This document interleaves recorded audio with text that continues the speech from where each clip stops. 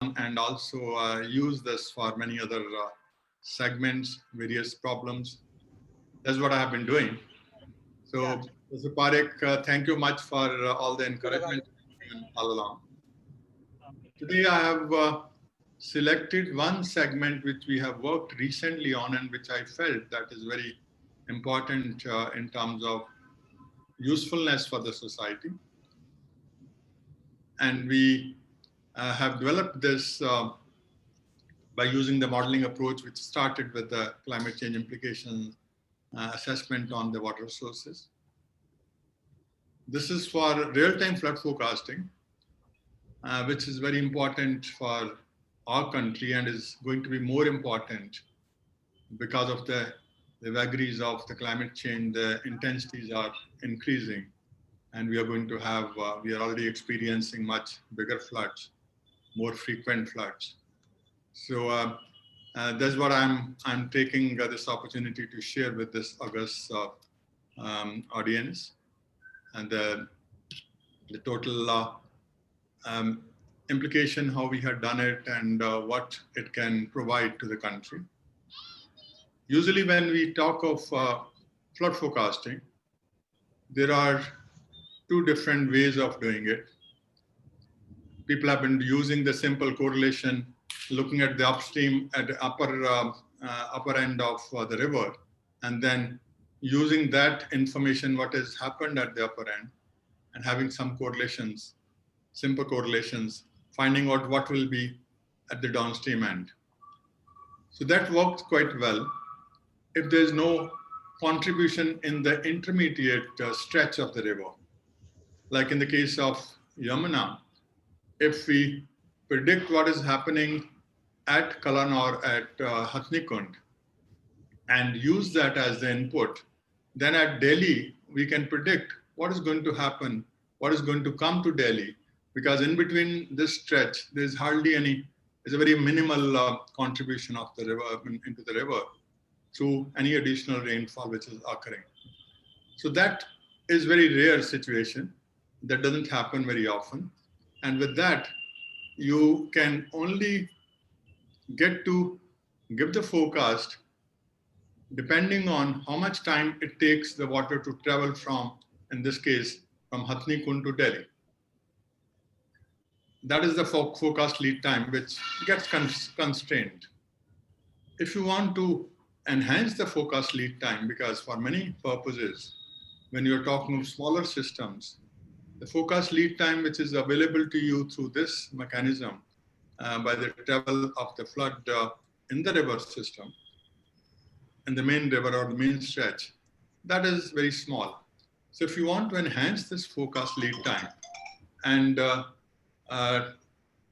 enhance it to a reasonable level, then you have to go in for taking into account what is the time taken by the rainfall to travel from different parts of the catchment to the point of your interest. And that adds some more time. That is one additional component which can come into existence. If you still want to enhance the forecast lead time further, then you might need to forecast the rainfall itself. So that is what IMD is doing these days. And Dr. Tyagi is sitting here. I think he must have initiated some of the things in that direction when he was at the helm of affairs. And now IMD is providing the rainfall forecast for the whole country with a time domain of around 4 to 6 days using different models. If you see this slide, that is what is being depicted, that when the rain begins and when the rain ends, that is a flood producing storm. But if you want to use this information only, then by the time you process this whole thing, you need to use some time for, which gets elapsed before you get that observation, what has observed in different location of the catchment. You might need some transmission time, some data processing time will be required. and then you'll focus, then you'll make the forecast using some techniques, and then you'll transmit the forecast. So there's some elapsed time that goes out of your forecast lead time. So in that sense also, if you have a mechanism where you can get the forecast on the rainfall itself, provided it is accurate. So there's another issue, that the uncertainty of the accuracy, or the how accurate the rainfall forecast is, that will also be important thing. But these days, the accuracy of the rainfall forecast is enhancing over the years because of the new technologies being pushed into this whole process, and that is working quite all right. So in that sense, there are different models which you can categorize the flood forecasting models. They can be statistical models, or the correlation approaches, stochastic models, and then a suite of conceptual models where you have hydrological models of various kinds, where it goes into the translating the rainfall into runoff by taking the rainfall as observation, not only the flow at a particular location, as I was saying in the case of a stretch of a river. So that's what we have done.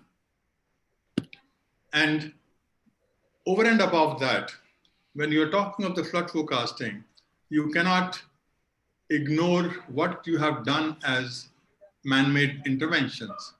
You might have constructed a dam at some location in the river. If that dam has been constructed, now the forecast of the flood will also have to take into account how much will be the release from the reservoir, and that has to be taken into consideration. So that means any operation which is of the man-made structure, it can be a barrage, it can be a reservoir, that has to be incorporated to make a proper forecast. Sometimes the flood can also be caused because of excessive release of water, which wouldn't have come otherwise, but to make your dam safe, you might have released that water, which has caused a flood. This is not only on account of the rainfall, but even the floods can be caused on account of your man-made actions. So when you are trying to use the simulation models, it's important to bring into the simulation approach all the interventions, all the man-made actions which you are making on ground. Now, I'll just briefly describe the model which we are using. Is a soil and water assessment tool, is a public domain model where it mimics all the natural processes. So it's very, very easily said, but when you look at the processes, the range of processes, you have them, and this is what is depicted here. Your rain comes onto the landmass, falls on the landmass, and is not coming uniformly over the whole area. If you are looking at a basin, let's take the basin of Ganga. It's such a huge basin, more than 1 million square kilometers. You will have different areas getting different kinds of rainfall, different amounts of rainfall. Then when it comes to the landmass, it'll be having different land use. Some area will be having forest area, some area will be having barren area, the other two extremes. Some area will be irrigated area or agriculture area.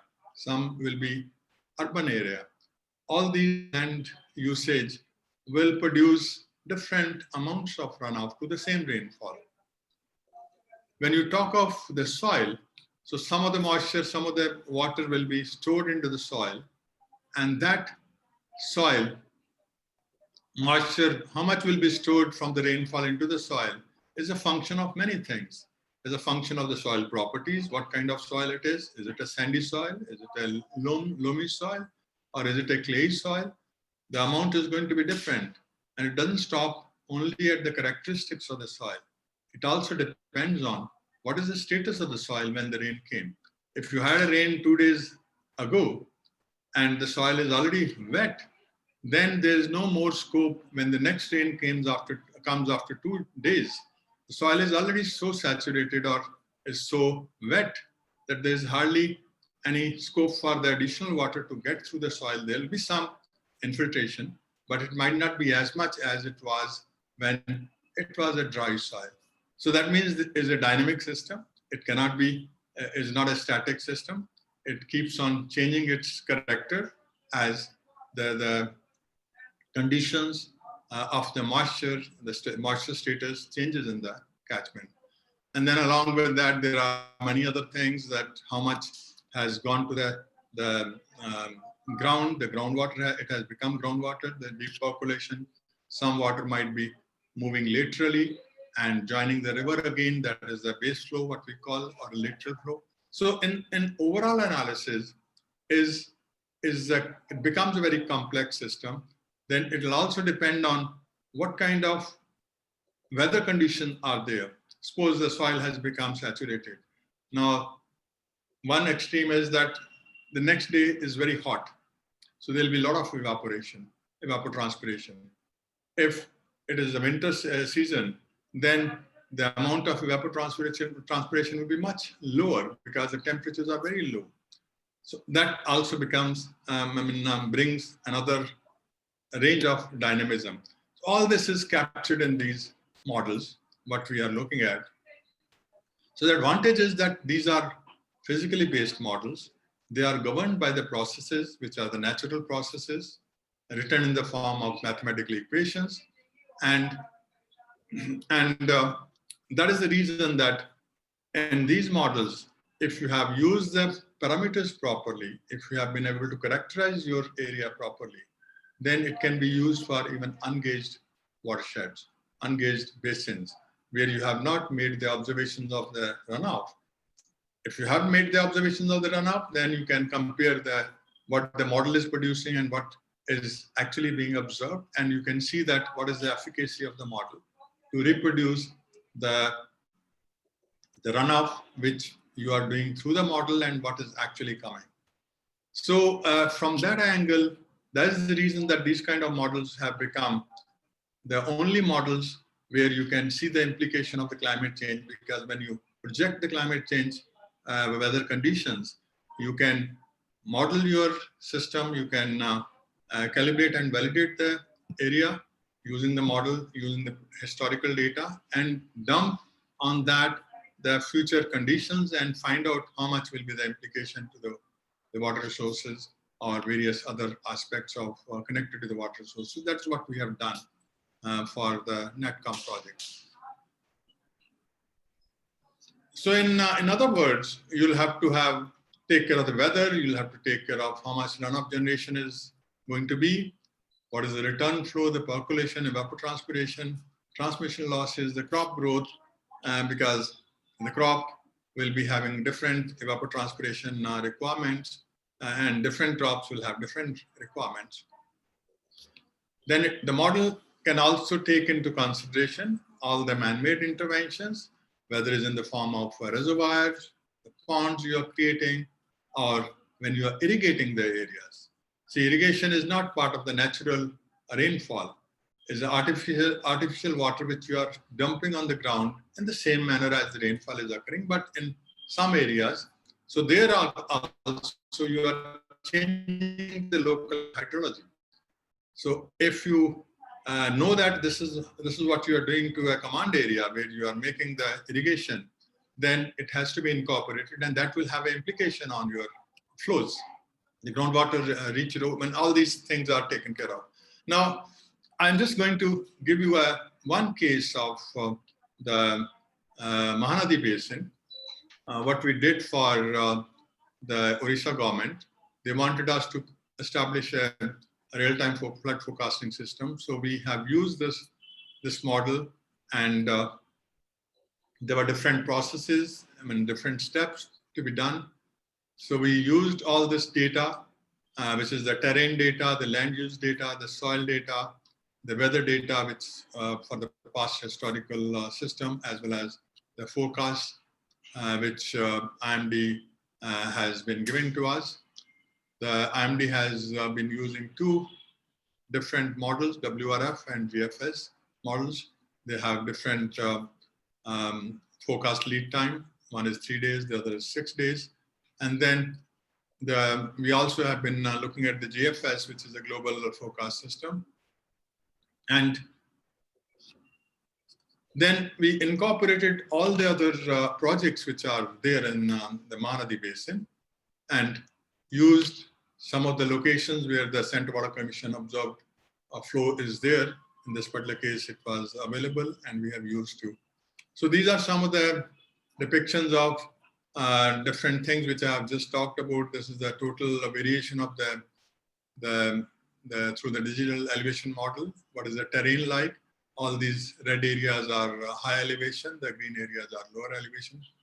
Land use, how the land use is different, how the soil is different. Then we divide the whole area into smaller areas so that we can generate for different smaller, the stream network. What are the flows coming in those areas, those networks, those streams, and then the rainfall is taken and all the projects have been implemented. So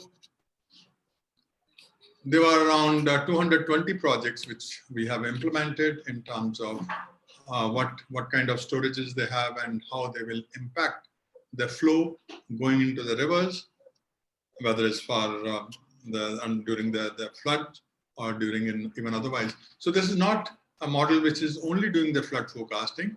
Even today, when there's no rainfall, we are still running the model and we are producing how much is the flow in the river.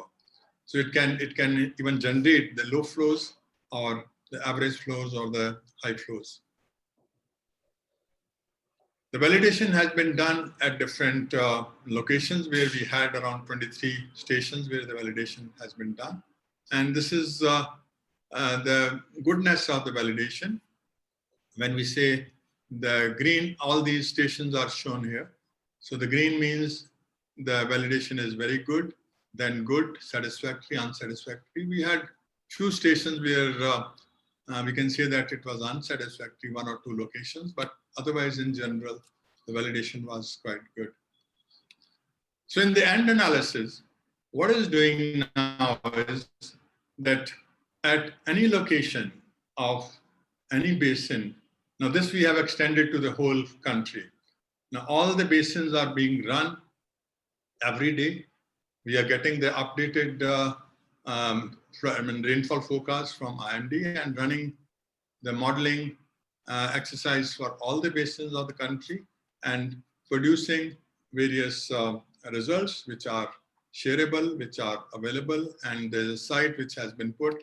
This is the site which has been put where anybody can go and see the outcome of the model, and you can make use of this. We have been showing various things, not only the flows, we are also showing that in the whole basin, what is the status of the soil moisture on different days. When we are making the prediction for the future, the forecast, all those days, when we are making the forecast today, what is the rain, this is the rainfall which is going to come as per because it's using the last 2 days rainfall, which is actually observed, and then the next 4 or 6 days of rainfall, depending on the model, which is giving that this is what the model has predicted for this area. And that is what we put in and then produce the results and then show the results that if this is the model used, the moisture content in the soil will be this much on different days. The evapotranspiration is this much. The amount of infiltration which has taken up because of this rain is going to be this much. So you have the whole range of the hydrological outputs, which can be useful for various purposes. So I'm just saying that this setup which we have put in place can be used for creating the floodplain zoning, because you can find out having all the previous rainfalls, finding out how much is the return flow for different for different return flows, what is the flood. You can run that flood and create the floodplain zones. This is very important, which we have not done as a country, which is very important aspect that we must tell the society which areas are how much susceptible to the flooding in their floodplains, which can be handled very well by using this framework. You can also use for very effective reservoir operation because you know all the reservoirs. You can tell beforehand how much is going to be the flow coming into the reservoir. Because any reservoir, when you are running, the main objective of the reservoir is that by the end of the monsoon period, you want the reservoir to be full. So very often, when it comes to around September, October, you are not sure how much rain is going to come. But if you have the forecast rainfall, you know this is the volume of water which is going to come, enter your reservoir. You can always release the water slowly and not only release that much which is going to come and make your reservoir full by the end of the monsoon. That can produce much more excessive water, which sometimes you lose on account of the unknown factor that you're not sure, and sometimes you release more water than is required. Can also be extended to provide a very reliable advisory for the farmers.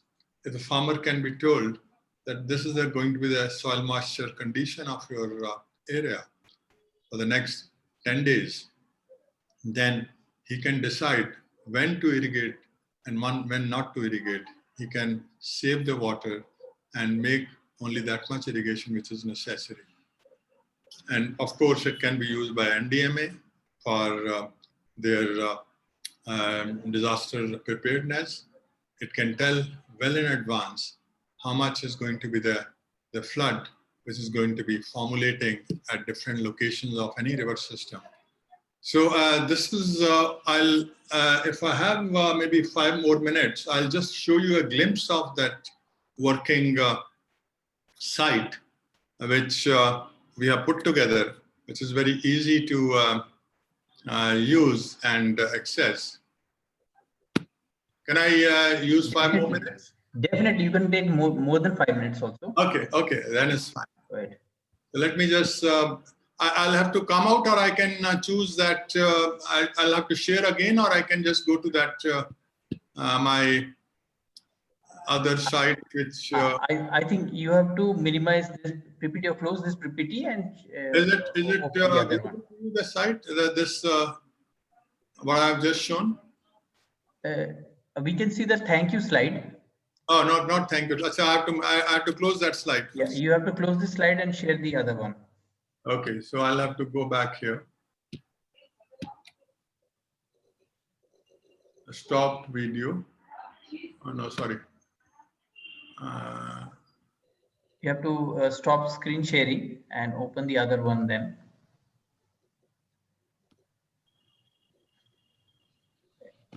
You have to stop screen sharing, then close this slide and open the new slide on the in your system. Screen sharing is not visible to me. There is a green button below. Can you see your screen share? Maybe you have to. Professor Gosain, you just on top of your screen, you will be able to see this stop share button. Yeah, that's what is there. Fine. Yes. I see that. Yeah. Thank you. I'll share again now. And now I'm sharing that site. Is it visible now? Yes. Okay. So this is a site. I'll go to the home. If anybody, I have already given the link. So if I see, this is the total, all our basins of the country. And I can pick up any basin. Let me pick up Godavari. Now it's loading the data. So every day when we run the models for all the basins with the new data, which comes every day, and is loading the Godavari data.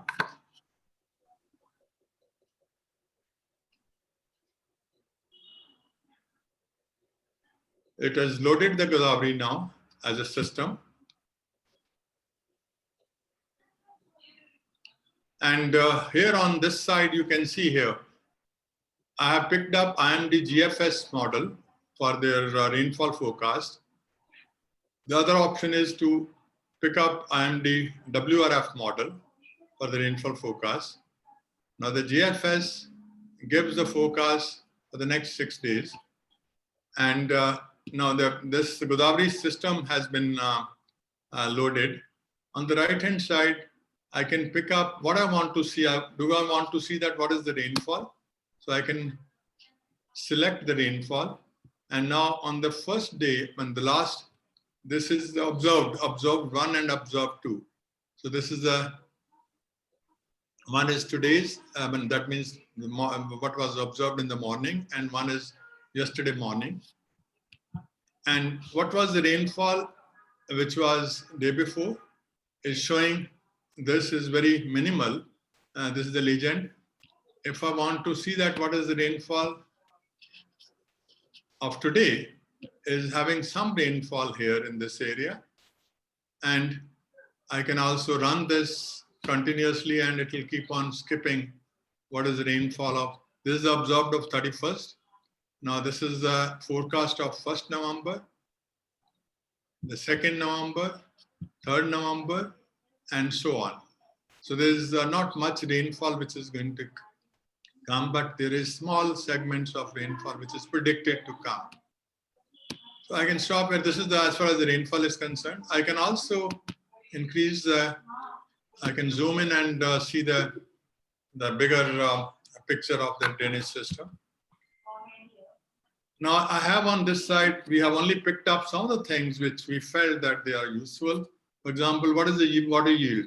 Water yield is in the form of depth of water. If it is not flowing, how much is the water which has fallen or over the area and become effective. Then evapotranspiration, soil moisture, status. So it will tell me for all the sub areas which we have selected, and the stream flow. So if I go to the stream flow, I'm wanting to, this is the total stream flow network, stream network. So I want to know at a particular location, this is a location, it is also showing me sub-basin number and discharge. How much is the discharge at that location? 4,780 cumax. But if I want to get the picture of the graph, I'm seeing at that location the graph. So it's saying that sub-basin number this much. This is the rainfall, which is the observed rainfall. And these are all the forecast rainfall. So what will be there at that location? What will be the forecasted flow, which is forecasted today? I can see in the form of a chart or table. And I also have a description that what we have used in this particular basin, Godavari Basin, what is the WARIS code, which is the Central Water Commission. We also have tried to map the Central Water Commission code onto this area. What is the basin area up to that location? And all those other things. It also shows what is the land use, what is the proportion of the land use up to that location, the soil, the slopes, and so on. And also how many projects we have implemented. There are 71 projects total. We have implemented 58. Here these are the steam gauge stations. The projects are 156. We have implemented 107 up to that location, and a host of other information. You can also go to the soil moisture. If I want to see the soil moisture, in the same manner, I can see how the soil moisture is changing in this whole basin from day to day. What is the soil moisture on different days? I can have a look, even if I want to zoom in, I can see some specific area of my choice and make use of that. So it's showing one by one what is the soil moisture, evapotranspiration. If I want to know that what is the evapotranspiration on a specific day, that day what is the variation of the evapotranspiration on day 1? How much is the evapotranspiration? How the various areas are changing in terms of the evapotranspiration. That is available to me. So likewise, you can pick up any of the basin and get this information, which is a huge information, which can be used for various purposes. So this is something which I thought that I'll share with all of you. You can independently, I have already given the link to this. You can have a look independently and maybe give us some feedback if you want some more things to get into this. It's something which we started last year. And we are also trying to disseminate to various places where people can make use of this, and we can really take it to any level, because it has so much information which can be used for different purposes, not only for flood forecasting. It can be used for various other things, as I had mentioned to you. Even the farmers' advisories can be very well taken up in this. The question is that how good the data which is going in. So if we have the local help from the areas where we are trying to use this, because many things which are not done by nature is done by mankind, they have to be known to the simulation process. They have to be incorporated into the simulation process. Only then you can take effect of that, and you can make decisions which are going to be appropriate decisions. So I'll stop here. Thank you much. Thank you, Dr. Gosain. Thank you for your presentation. I would now request the discussants, Dr. Kirit Parikh, Dr. S.K. Tyagi, and Dr. Ajit Tyagi, to provide their comments on the paper. Yeah, let me begin. I'm really impressed by this enormous work you've done and the model that you've built. I think the data is really fantastic.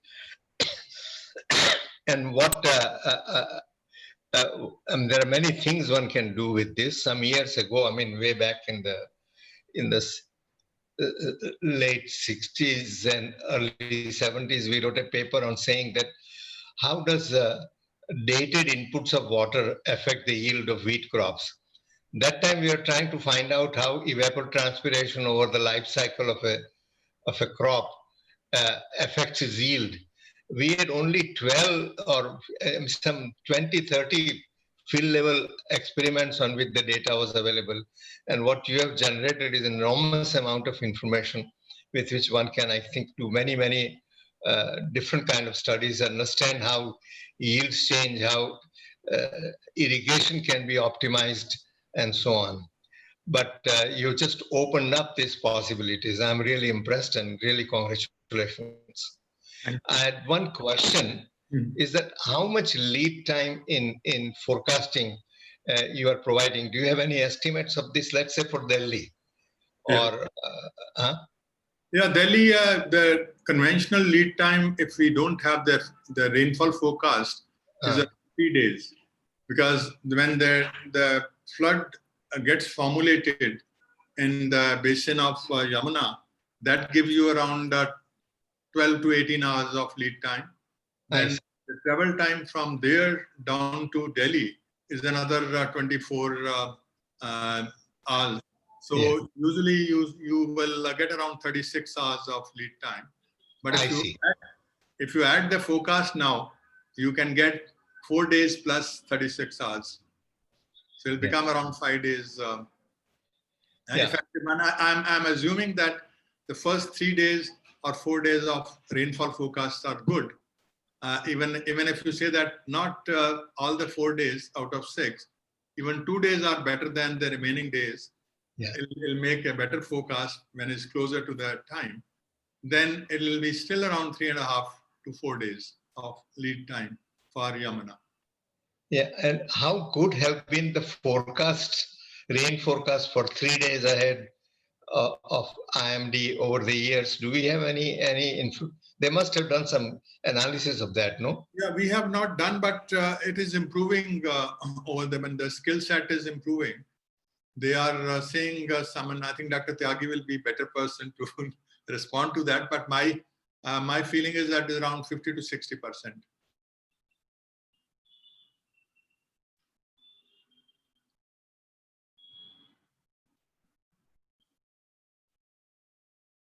Your video has frozen.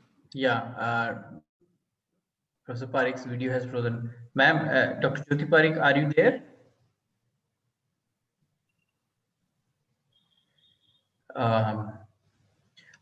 I think there must be some power cut or some power failure at their point. So I would right now request Professor Dr. S.K. Tyagi and followed by Dr. Professor Ajit Tyagi to make their points on the presentation. Dr. S.K. Tyagi.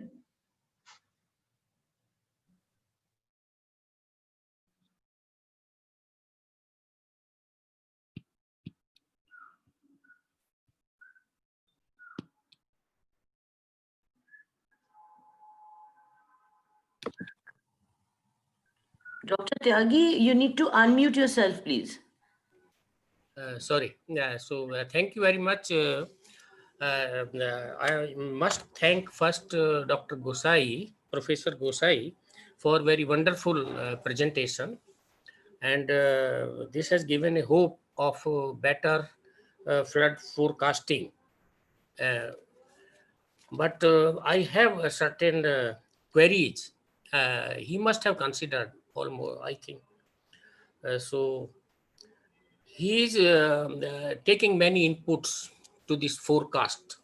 So how is taking input data for the evaporation of the vegetation, if it is changing in different season, or the flow of various tributaries or the drains meeting into the river flow, and they also change seasonally.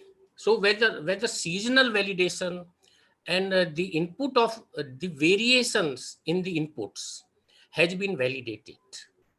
So this is my one of the query. I'm not expert, let me tell very clearly, but these are just very common questions coming to my mind. So I would like to Professor Gosain throw a light on those things. Certainly. Yeah. I think they are very pertinent questions. They are even if technical, you are not technical person, still I think they are very pertinent questions.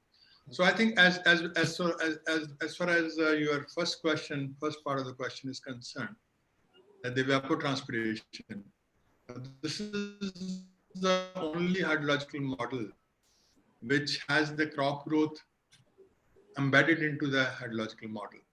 So we are simulating the crop growth, and I didn't mention at that time, good that you asked this question. This particular model takes the crop and the phenology of the crop. So all the phenological parameters of the crops are fed in, and it gives the actual evapotranspiration, not it uses the Penman-Monteith equation, but Penman-Monteith equation is basically for the potential evapotranspiration. So it converts on the basis of the potential evapotranspiration. What is the status of the soil which it has, the status of the moisture, and the temperature stress, the temperature conditions. All those things are parameters, the phenological parameters of each crop. So we define every crop and its a cropping pattern, and also the management practices. You also give that when the irrigation has been done. And it can provide, the model also provides you the crop yield. So you can have a checkpoint as the crop yield also. If the crop yield actually you are getting and the model what is producing are the same, so that becomes the additional checkpoint for your model to be validated. And as far as the second part of your question is concerned, yes, the basin, I showed you the basin of Mahanadi. The Mahanadi Basin was divided into around 1,400 sub-basins. And each sub-basin, and this is basically the HRUs, the hydrological unit. So the number of sub-basins is in the hand of the user. We can make even a watershed-based sub-area and look at what is going to start from there as the first order stream. So we have the total drainage network taken into consideration, and all the flow of all drains, whether the first order, second order, third order, that is incorporated into the model. It does the flow routing from the landmass, and then it does the flow routing in the river stream also, whether it is small or big. So you are getting the output even for smaller streams, that how much is the flow which has got generated there and how it has accumulated, how it has aggregated to become the main river flow. So everything is done. And from that angle is something which is very close to the actual natural system. So thank you very much. One more query is there. You have taken all the natural phenomena, basically.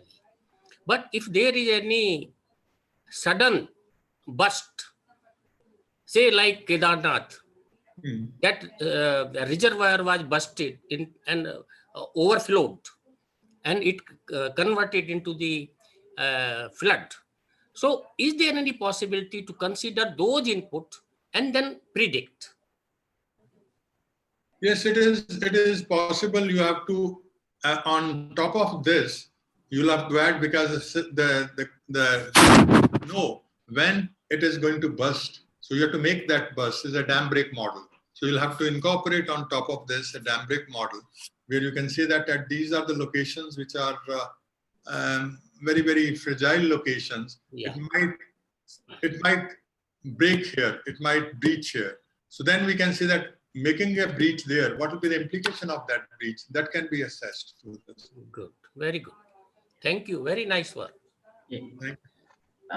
Thank you, Dr. I think Professor Parikh and Madam Dr. Parikh are both back. So, sir, if you had some more follow-up questions, you can ask. Else, I can go to Professor Ajit Tyagi. No, I think Dr. Qasba has raised his finger. Maybe you should ask him to. Okay. Dr. Qasba? A very good evening, sir. In fact, I am more into managing the post-flood and post-disaster situations. It's very interesting to see Professor Gosain.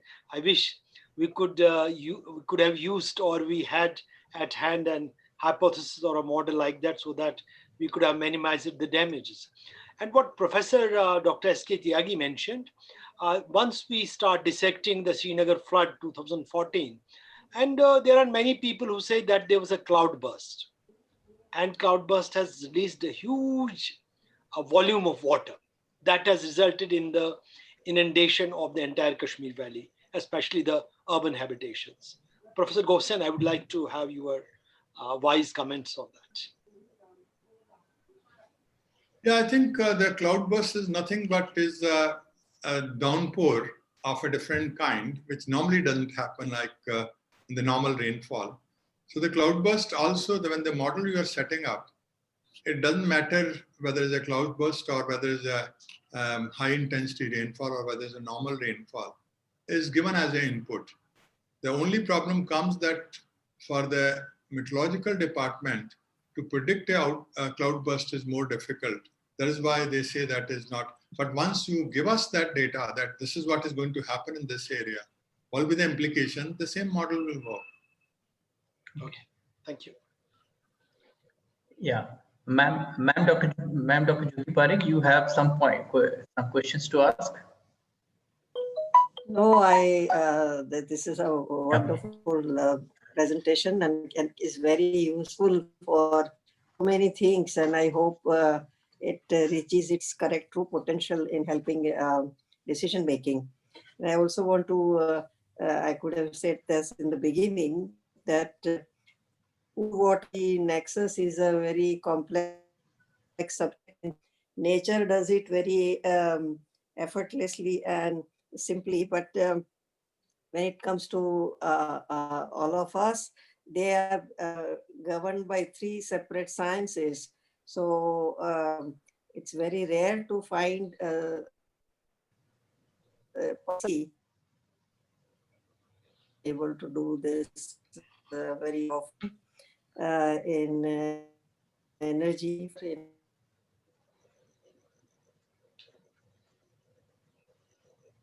Okay. Ma'am, yes. Ma'am, your screen has frozen. We are not able to hear you. Hello. But it says unmute and I mean, it says mute. No, it was frozen. I mean, nothing was coming. So fine. It's fine now. Yeah, fine now. It's fine now. So no, you want me to say it again? It's okay. Yeah. Okay. Okay. Okay. You Professor say Ajit, it again, the last part we didn't follow.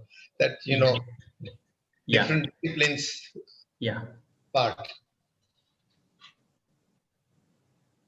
Different? Disciplines part. Different part. I is energy brought and water are together. 3 different disciplines. Can you hear me? Yes. You can. Yeah, we can hear you, ma'am. So yeah, so 3 different disciplines. Food in agriculture science is a different subject. Water is much more into hydrology and so on, and energy is very often and other things. So these 3 are in nature, they are very much together, but in practice they are we are all divided in these disciplines, different silos is what I was saying. But it's he is able to connect the 3. Yeah. Okay. Thank you, ma'am. Professor Ajit Tyagi, your comments, please. Yeah. Thank you, Dr. Ghosh. And at the outset, let me congratulate and felicitate Professor Kirit Parikh on his 85th year of guidance and leadership, and compliments to IRADe for organizing this knowledge webinar in which Professor Gosain has been the lead speaker. There wouldn't have been a better, I think, expert person or professor to talk about the forecasting of the floods and associated features, which he has brought out so well. I'm happy that we made a humble beginning sometime in last decade, has now fructified its leadership provided both by the IMIT and Dr. Professor Gosain's group. He has talked about river and floods primarily, but he has also has extended it to cover the crop model, which is the end users, and almost all aspects of that have been brought out very well dynamically.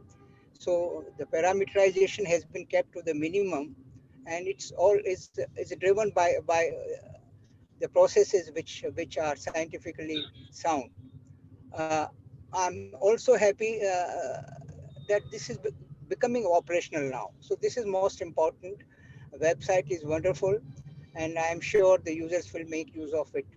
As far as the flood forecast is concerned, there are different gamuts in this. Also, you brought out the Uttarakhand flood or the Srinagar flood. So there are different time scales which needs to be considered.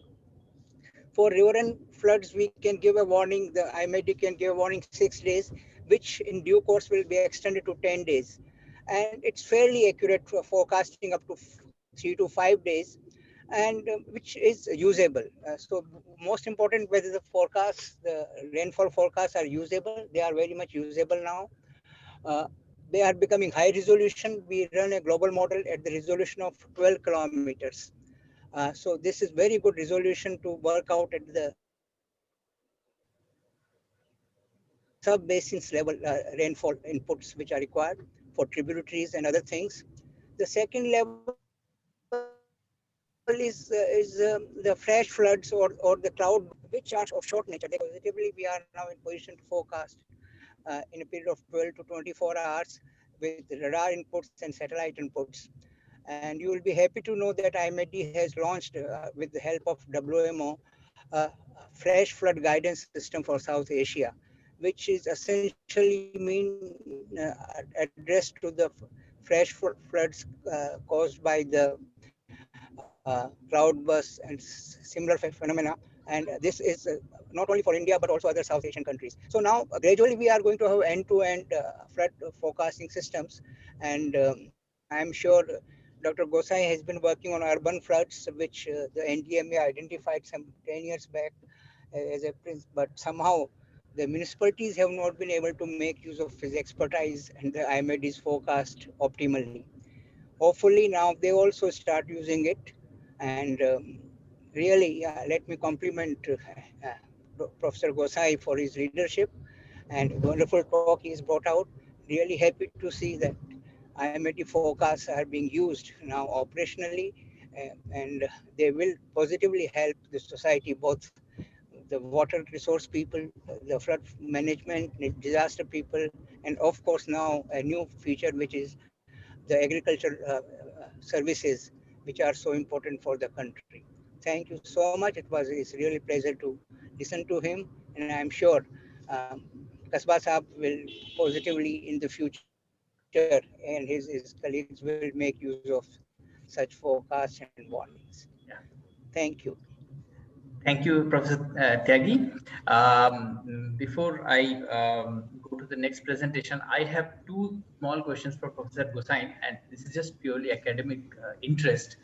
I just wanted to ask that it looked to me from the presentation that the model is mostly focused on the short-run impacts of rainfall, in the sense that suppose 3 days ahead we have a data and we forecast a rainfall. So within 3 days, when the rainfall happens, are we able to predict? Are we able to predict floods? Now, my question is that is it also possible to use it on a long-run basis? So, for example, a climate change scenario over a long time, when the climate change changes and it impacts the rainfall pattern, what happens to the floods and water situation? Has the model been used for such things, or does the model have the long-term capability? That is one question. The second question is that I was just wondering, have you done some for example, suppose there has been floods somewhere, and post floods you use the data before floods and predict in the post flood, try to predict it, and how close the prediction has come to the actual. Have you tried, or is there something available in the public domain about it? That's my two questions. I hope I could communicate it correctly. Yeah, very good questions. I think the first part is that the part which we have done earlier, I didn't mention about that. I was talking about the climate change implications on the water resources. So there we had done a very using various climate models output after calibrating the different basins.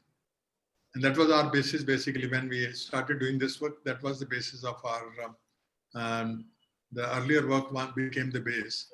Because there we first calibrated and validated for each basin, the model, and then imposed the conditions which are predicted by the climate models for the mid-centuries and the end centuries. And we came out with the implications on account of, with respect to the present day. For example, we produced results of the kind that presently how many drought days are there in various parts of the basin.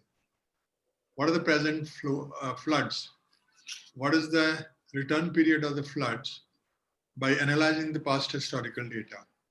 And then we compared that if we have the future rainfalls, what will be the implication to the floods? What will be how the return periods will be reducing? That means your floods are going to be higher.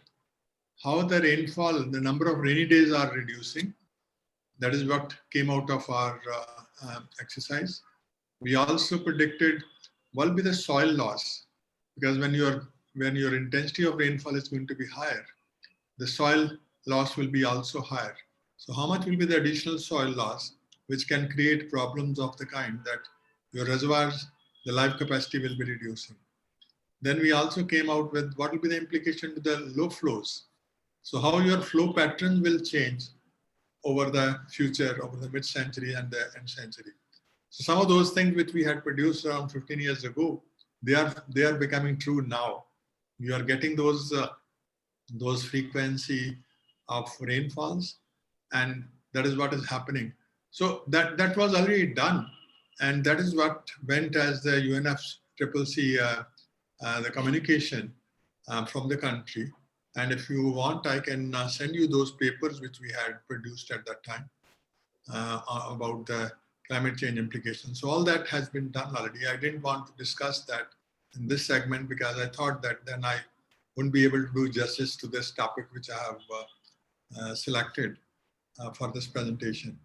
As far as the second part is concerned, which you wanted to say that whether we have calibrated as we are going. See, we don't have those kind of resources.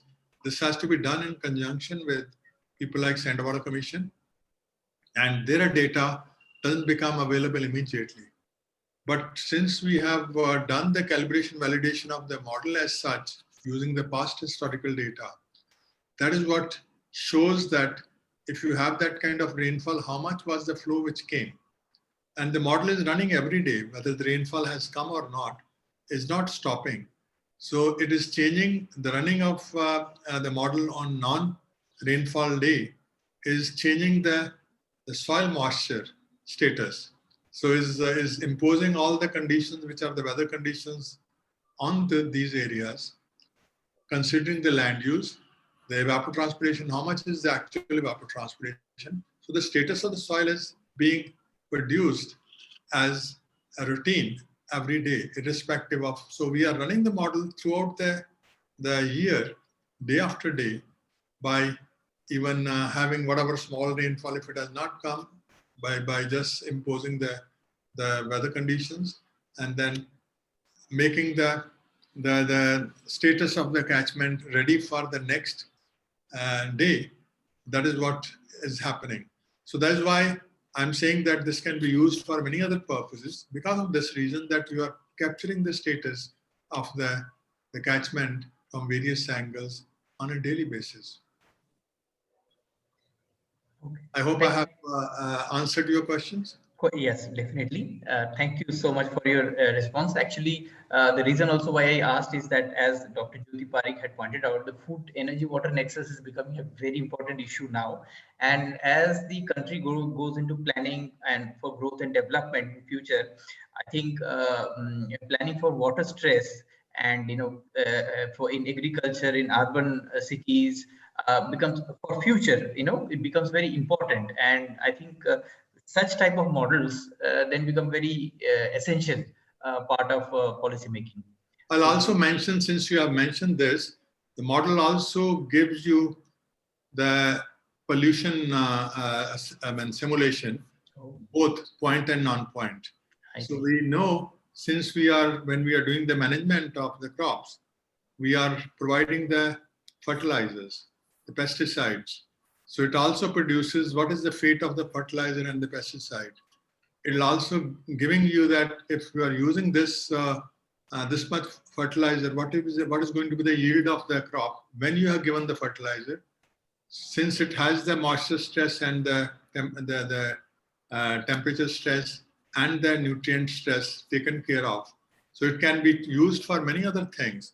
For example, it can give you a handle that for a specific area, what is the right dosage of the fertilizers to be used so that there is no non-point source pollution coming into the groundwater as well as the river water. It also provides you the fate of the pollutants, which is the point source. Like if you are sending at a particular location through your city, in the case of the Yamuna, if you are dumping this much sewage into the river, what is fate of the river? How much will be the pollution and how the pollution will be, how much of that will be really getting renewed naturally, and how much of that will be still persisting in the water. So this model can also tackle that, which I didn't want to mention because then it would have opened the other stalls. No, it's really amazing to know such a very wonderful model. Thank you so much for the presentation, and we'll get back to you once the conference is over. And now I would request Dr. Jane Qasba to make his presentation on the waste management experience that he had after the Srinagar floods. Dr. Qasba, you could go ahead. I think Sharmishta, can you share his presentation? Yes, yes. Yes.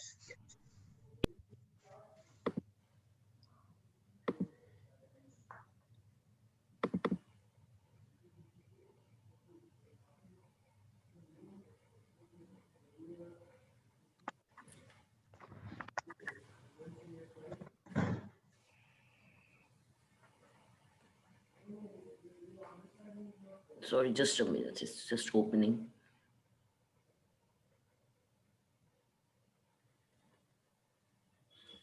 Very good evening. At the outset, let me just convey my greetings to Dr. Kirti Parekh, Dr. Madam Parekh, Dr. Tyagi, Professor Gosain, Dr. Sureshji, Dr. Tyagi ji. It's a really wonderful time to get connected to Dr. Kirti Parekh Sahab and Madam Parekh Sahab to share some of our experiences. At the outset, I must say I'm delighted to listen to Professor Gosain. And lots of things come to my mind, how to blend this sort of an information with the practical application of disasters. So here simply I have been given a task of mentioning about as to how we managed, what exactly happened prior to the occurrence of the flood in 2014, September 2014, and how it affected the life and how we try to overcome the difficulties created by this flood. And if we look at things phenomenon, I think slides, I think somebody has to assist me. Oh, yes. Now, I think as for this slide speaks about, I would take you to the 100 years of the data, exactly more than 100 years. Floods are not exactly new to Jammu and Kashmir, especially to the Kashmir Valley.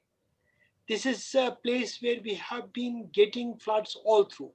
If you look at 2003 and 2014 have been disasters. In between, there have been floods, but not of that magnitude.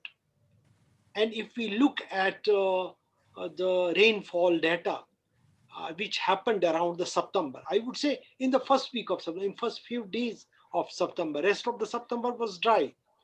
It was 185 millimeters. And if we go back to 1909, it was 181 millimeters.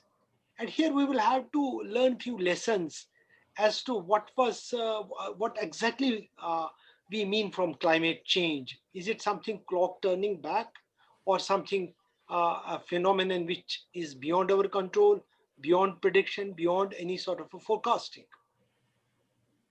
We have been seeing in Kashmir Valley, floods occur mostly during the summertime.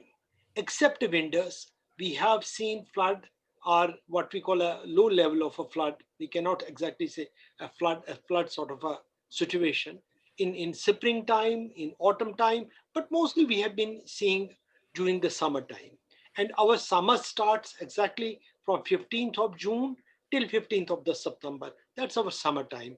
And most of the time we have seen floods occurring during this period. Now, we also have noticed it, that 36 to 48 hour rainfall would definitely result into sort of a flood. And I would be at a later stage taking you to the geography of the Kashmir Valley, what we call Srinagar Valley also.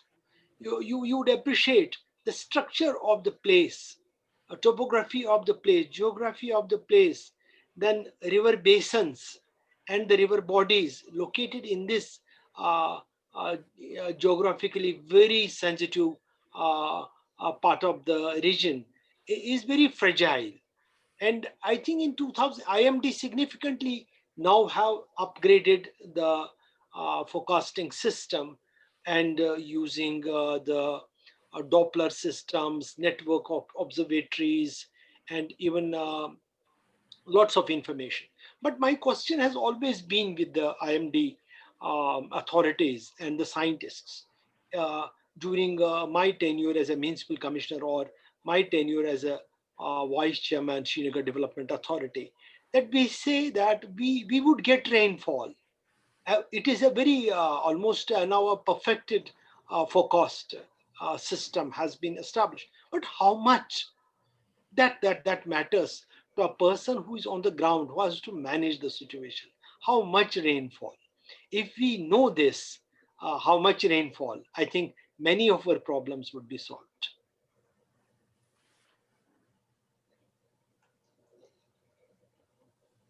Next, please. Now, again, I was saying about the rainfall. And if you look 1900, if you look at 1909 and 2014, you would see 181 millimeters and 184 millimeters. In between, you would see lots of sorts of rivers, but we never had during this period. If we look at the Srinagar was more or less also a sort of a rural. You can't say Srinagar was a city as a full-fledged urban habitation in 1909, and lots of areas were free. There were fields, agricultural areas, orchards. Now it's highly built-up area, and that's how we have seen 2014 flood was really devastating. This is what has exactly happened. I've taken you to a history of almost more than 100 years. Now if we look at the hydrograph of 2014, we have in fact at a very three critical junctures. This is something what upstream area.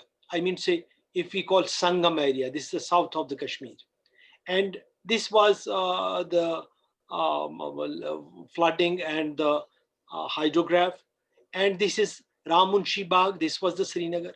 And one thing what Professor Gosain mentioned, that this water, once we saw that Anantnag and the South Kashmir was inundated, it was under flood. Srinagar was getting into plateau, and most of the people in administration felt that it is going to be okay now. But we were taken surprise, and there was a huge surge in the water level, and our city center got inundated subsequently on the 7th of September. And this is the Asham at the north of the Kashmir. This was more or less steady, and it followed a typical curve as far hydrograph is concerned.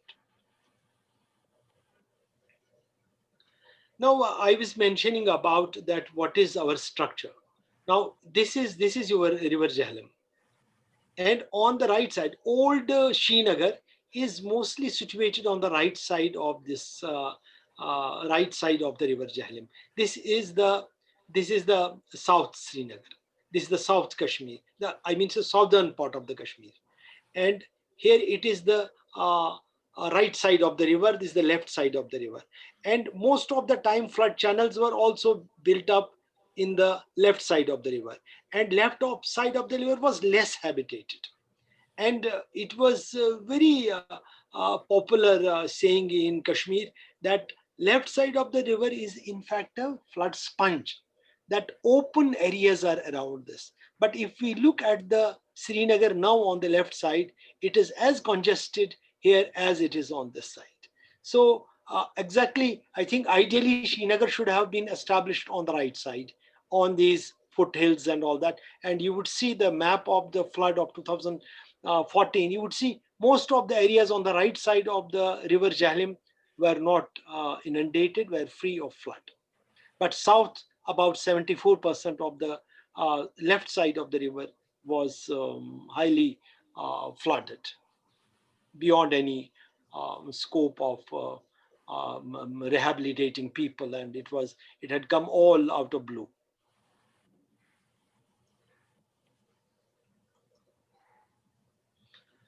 Now this is the situation. You could see that you could hardly differentiate between the river Jhelum and the other areas. Almost entire Kashmir Valley nearing the Srinagar was underwater.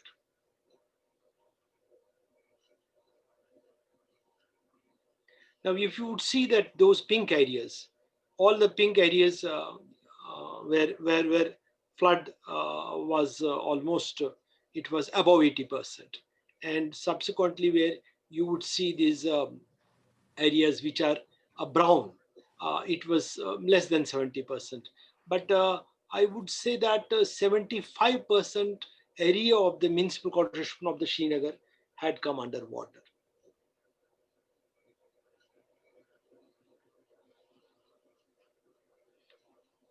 Now, look at what we've seen. 45,000 people, 45,000 displaced, approximately 40,000 crores. This was a calculation which was projected by the government of Jammu and Kashmir.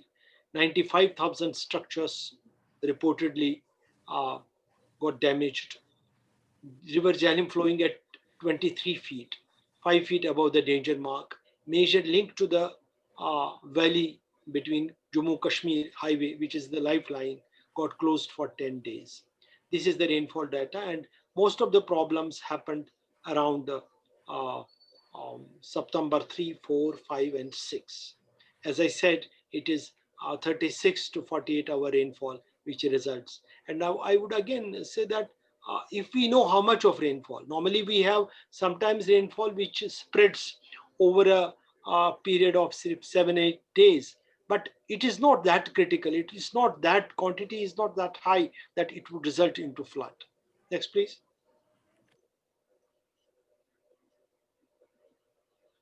Now the red areas, this is the Srinagar.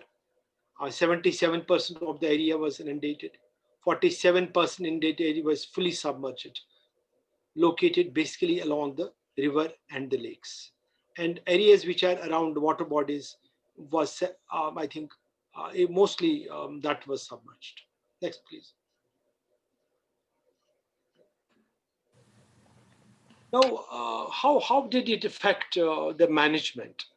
Our critical infrastructure, hospitals, our administrative centers, police control rooms, almost all hospitals except Sovra Medical Institute and the Chest Disease Hospital were free from flood. Children Hospital, Women Hospital, we had a major 2 medical colleges, Skims Medical College, Government Medical College were underwater. All the filling stations were underwater. This was the damage to the critical infrastructure. Civil Secretariat where CM sits, where the administrative head is there, Divisional Commissioner's Office, Police Administration was all underwater. In fact, one could not even communicate. There was no communication. The communication drop was so high that you could only see through a naked eye. You could only communicate to a person to whom you can see by the eyes. Beyond visual, you had no communication. That made the situation more critical. Next, please. Next. Now, post-flood, what was the challenge before us? I would always say that natural phenomena would be forecasted. Natural disasters could be forecasted. But is there any technology or is there any way out to stop the occurrence of disasters?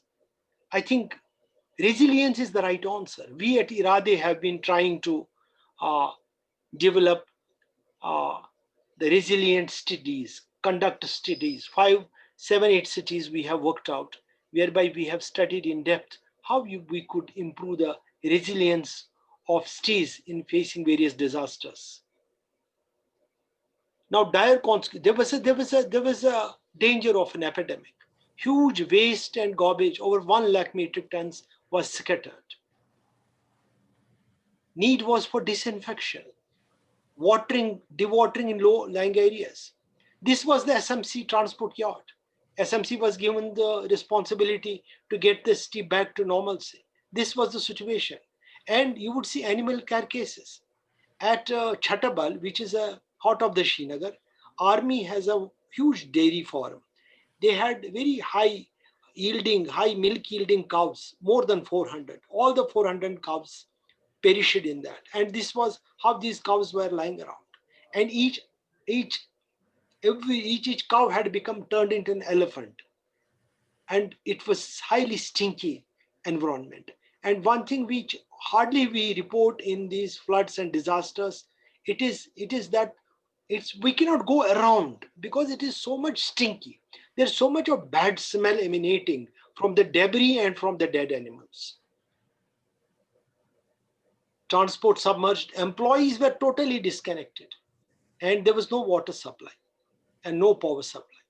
This was the situation where we had to start from. We always talk about communication systems. Now, I always say that even your telephones don't work, your landlines don't work, all the major communication centers got damaged. We were out of any communication sort of a network. This was at a stage when Army could help us, and they provided us satellite phones to various authorities who were involved in managing the critical infrastructure. Next, please. Now, I think in this situation, in any disaster, there's a lot of psychological pressure. One thing is that you could manage things well, you could plan well. These newspapers and media houses make it so difficult. And I was asked, did you read newspaper? Did you read Times of India, Greater Kashmir? And see what they are trying, how they are virtually, this had not happened. We took as an harassment. Dead animals, major cause of worry. Carcasses float in flooded Srinagar. Delhi we used to get lots of messages from Delhi subsequently. What has happened? What SMC is doing? What government is doing? Then cholera threat stalks. People of Kashmir face risk of serious diseases. Epidemic bomb ticking in the flood ravaged areas. These are the inputs we used to get and used to make us very confused that if at all we fail, what would be our fate and what would be the fate of the city. And in this sort of a situation, we should always have a counter response. And situation was nobody was publishing, even once local newspapers started reporting, or Delhi newspapers started reporting the good work which was being done by the government and which was acknowledged by the people was not getting reported. Next, please. Now, this was how the Srinagar city looked after the flood. Now, this is 365 kilometer area. See the challenges we had before us. And we had a challenge of cleaning every part of the city and working under so much of pressure. And you could imagine what would have been going on inside our minds. Thank you. Next. Next, please. Now, SMC, I virtually shifted to a roadside office. Staff started reporting, inspection teams organized to check attendance. We hired tippers from north of the Kashmir, which were non-flood areas, 500 tippers. Focus on repairs of SMC transport and permanent dewatering stations. And one thing, entire staff was vaccinated. I had heard a story of Surat Municipal Corporation that once there was an outbreak of dengue, and once their first employee reported fever, and entire Surat Municipal Corporation virtually vanished from the ground. I was quite conscious of that we vaccinated, not only it gave a real cover of against the disease, but it also had a psychological impact, that authorities are really concerned for our health. Next, please. Now, SMC, we started a camp office with 2 officers. Employees unions were conducted. Normally, unions are always taken as demons, that they are always creating problems. But in this very situation, I've been so friendly with the employees union, trying to solve their problems during the peaceful times, during the times when there was a normalcy. And once there was a disaster, and once I contacted these union leaders, I think they were more than a support. And I think rather that had a force multiplication effect. Took stock of difficult situation. And one thing was, it is not 1,500, it is 15,000 liters. We had a stock of 15,000 liters. And there's a story, I would share it sometimes. How did it happen? What was the sort of an intuition that we stored such a huge quantity of diesel? And this happened, I think sometimes it was divine. And technical staff and sanitation works geared up. Next, please.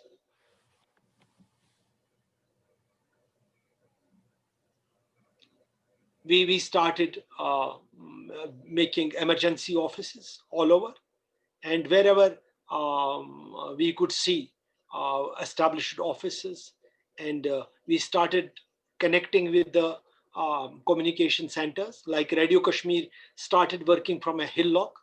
Greater Kashmir, one of the very popular newspapers, started working from the industrial complex. And then in wake of the disastrous flood, review meetings were continuously held by the chief minister. I think what's very important in this what the lesson we learned, we are reporting it in the book also, what which is under publication right now, is that who is going to take reviews? Chief secretary, divisional commissioner, or any other officer?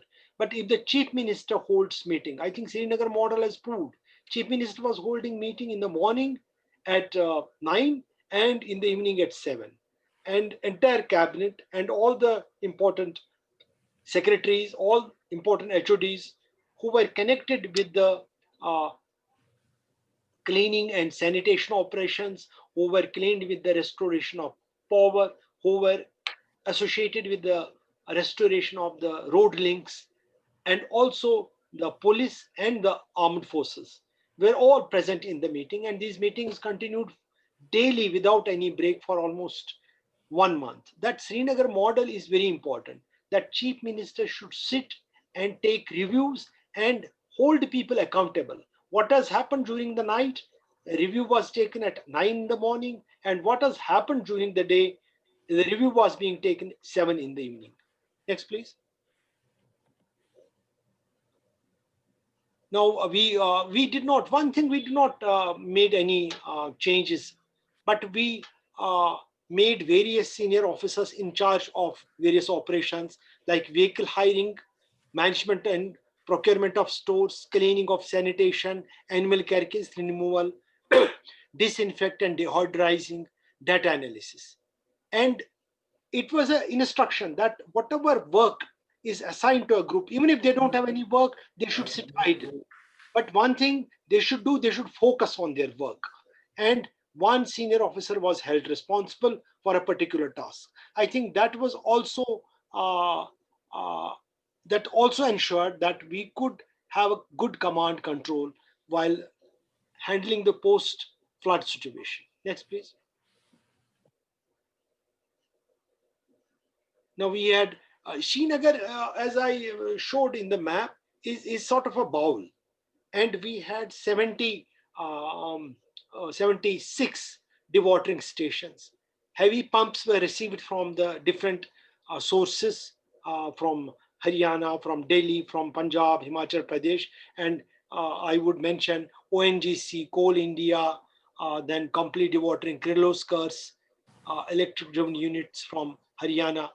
And all these water pumps were received, were airdropped, and we put them into place and also started making them operational. That helped us to augment our dewatering capability. Next, please. Now, total dewatering 76, stations functional during the flood 20, damaged stations 56. Most of the stations were repaired within a week's time. Within 2 weeks, most of the dewatering station in Srinagar city were working. Next, please. Now, cleaning and sanitation operations was disposal of the garbage and animal carcasses, thorough cleaning and accumulated soil, spraying of disinfectant and fogging to sanitize the city. I think this was the biggest ever sanitation operation handled. Could you imagine 1 lakh metric tons of the garbage, over 18,000 truck trips, 59, I think it was 11.90 lakh liters of disinfectants. As I mentioned, that odor control is very important. We applied sanitrate about 29,000 kgs. Animal carcasses, big and small animals, were 1,686. Now, if you look at this graph, this red is what we did during post-flood. Green is what was the corresponding time of 2013. You would see how much meticulously the Srinagar Municipal Corporation worked to bring city back to the normals. Next, please.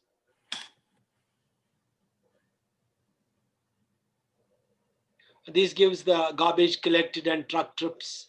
And this was the round the clock working. I think by 22nd of September, major work was achieved of cleaning the Srinagar, although it continued up to 20th of October, but major work was done in just 2 weeks. Next, please. This we fogged all the places, we sprayed and disinfected almost every nook and corner of Srinagar. Next, please. Again, deodorizing and disinfectant strategy. This was meticulously planned and followed also. Next, please.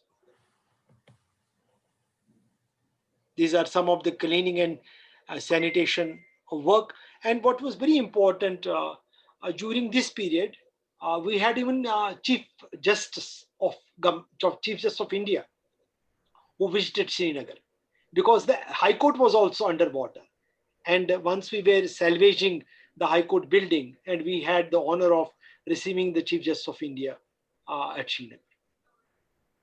Next, please. Again, some of the operations. Next, please.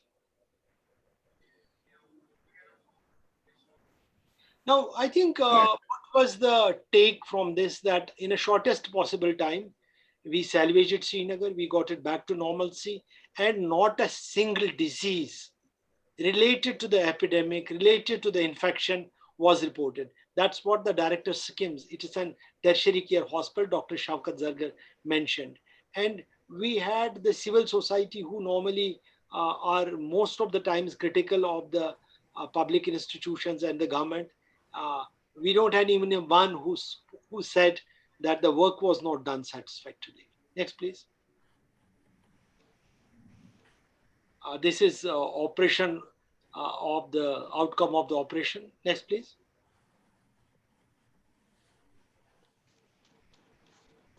Then, as for status of the, I think in any post-disaster situation, I think rebuilding of the city and damaged structures is most important.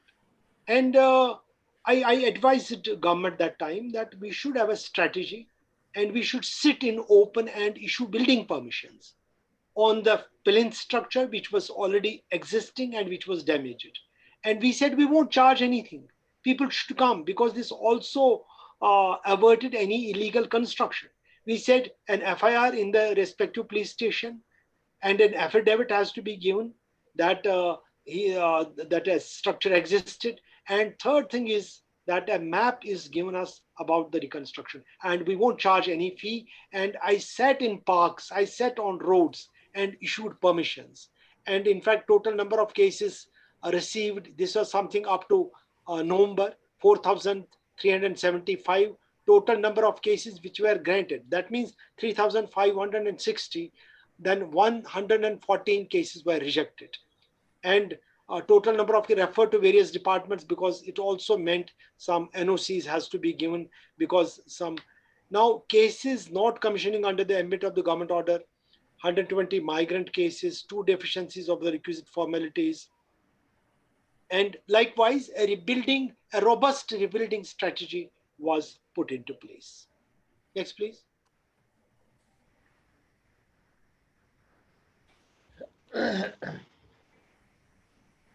Next, please.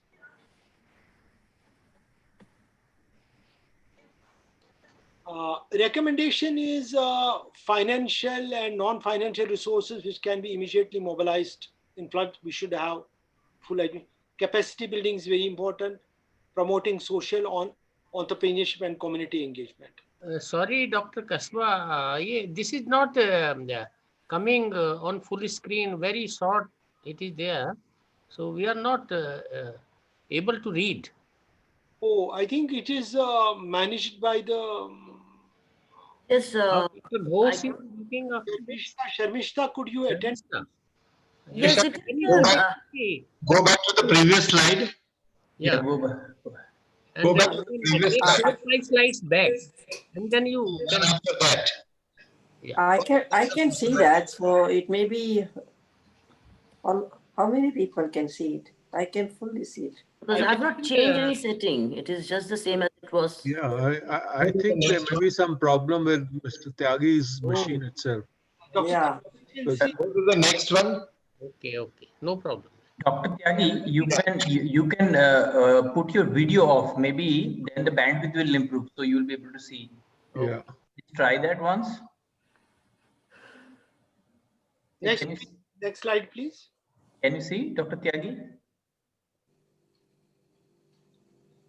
Now, one of the very important flood proofing of structures is identified in the vulnerable areas. We have seen because we were promoting earthen structures in 50s and 60s, and this was being appreciated also. But subsequently, once the new Srinagar was built up, it was built up as we built up houses in Delhi and elsewhere. We have seen where you had a cement structures, those cement structures survived the flood. Where you had the work in the mud, those collapsed, and we had casualties also. Then directives and guidelines for city level functions will help in mainstreaming flood resilience measures. Srinagar model of monitoring and coordination, supervision, direction has proved more or less efficient.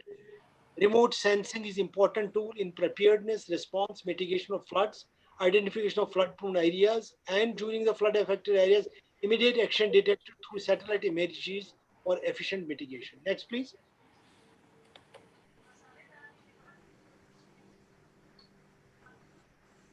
Flood had caused heavy damage to infrastructure. And authorities from Delhi, in support from other states, and that was highly acknowledged. Outreach immediately after the internet was restored. We used social media. And we got huge encouragement. That was altogether different, but that press was not helping us. But we used to hire space in the newspapers and used to publish our advertisements. And I used my own Facebook page, and which definitely moved the tide in favor of the government, and appreciation was all through. And we had a motivated team. There is no substitute but to have a motivated team who would fight back. And we had employees whose houses were damaged, but still they were on duty. And there are instances, I remember for 7 days, I have not taken any bath. I had not used any toothpaste. And I think with me, there were thousands of the other employees who worked day and night.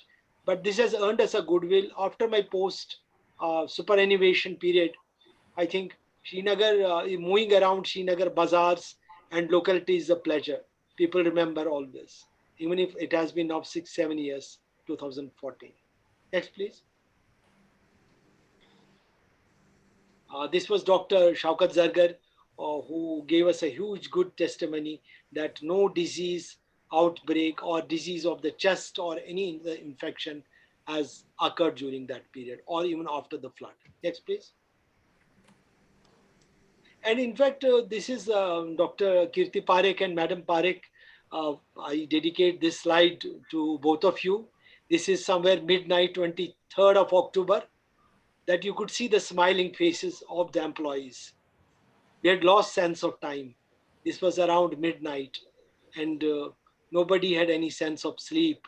Our sleeping clock was altogether now adjusting to the work only. And this is a famwara, this is a fountain in the heart of the Srinagar. This was also restored. And this is a photograph. I would always cherish the memory of this photograph.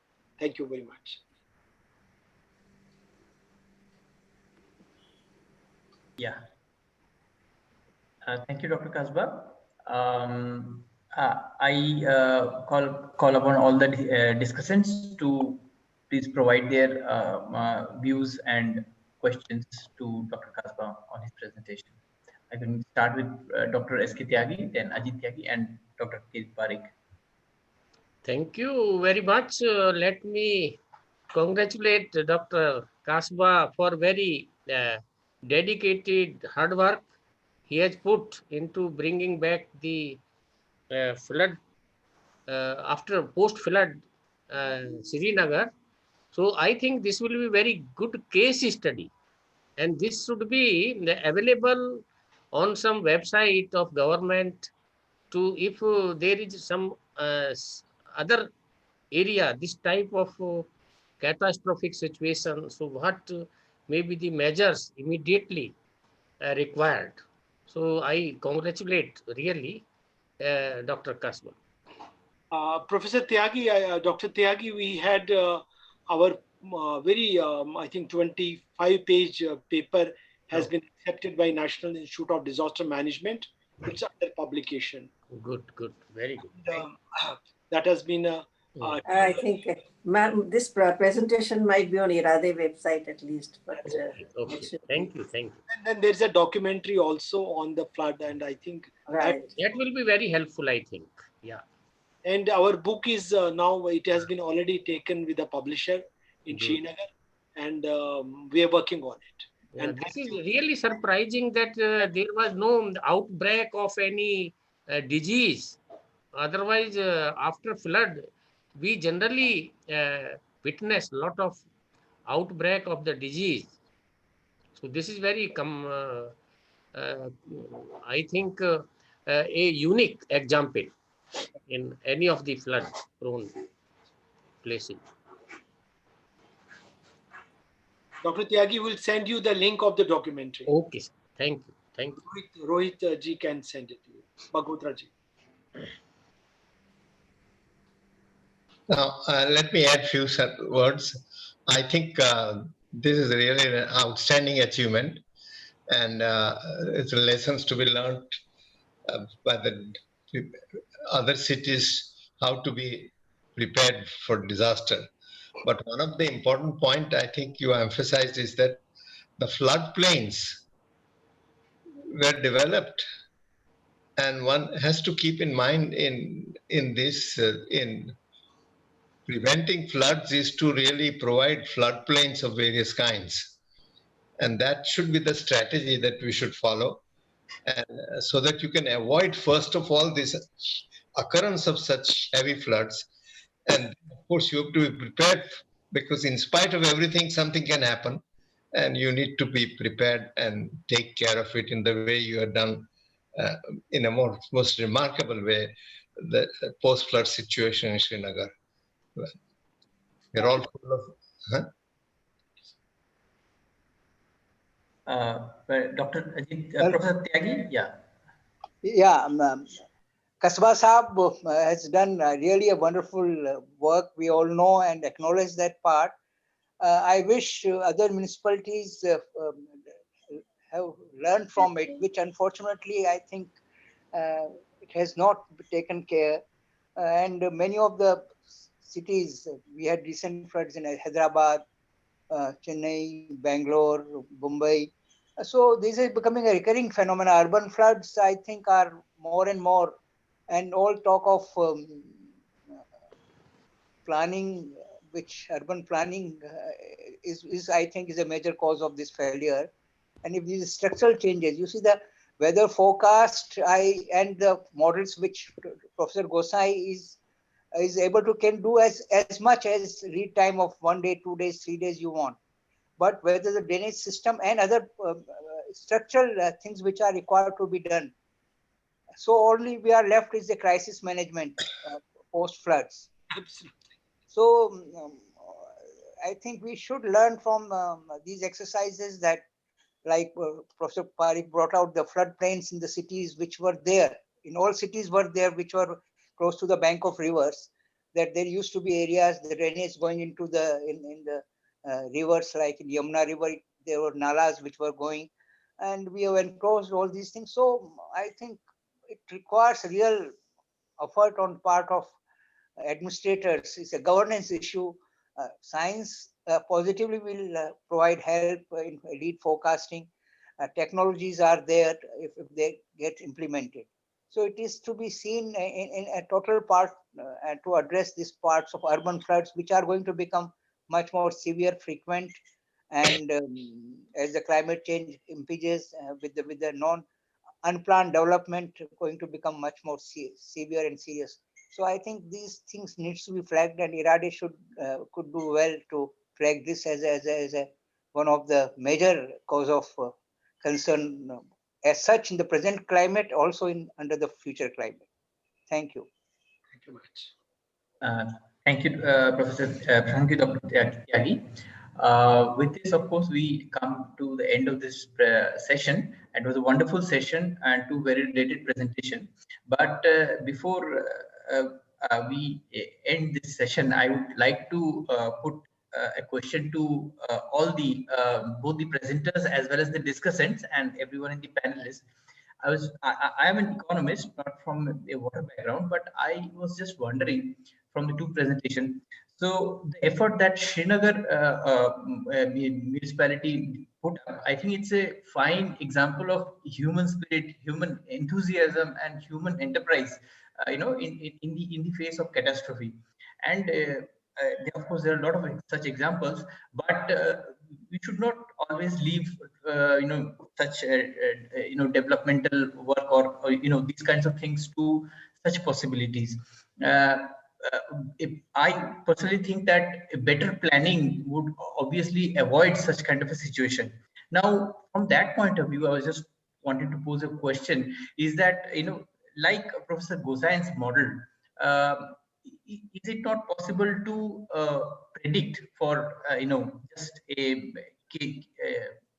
suppose there is a cloud break in, say, Srinagar or say any other city, or say based on long-term climate predictions, what are the different kind of rainfall scenarios that can occur in different major cities or different basins, and based on that, what kind of flood situation can occur, and based on the kind of floods that can occur, water population, water flow, what are the areas that are vulnerable?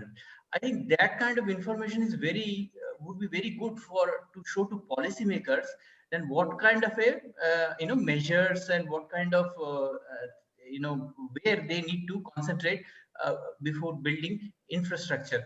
And then of course this kind of a situation that Srinagar got into might not happen. So the planning part also, I think model that Mr. Gosain has developed can be very valuable.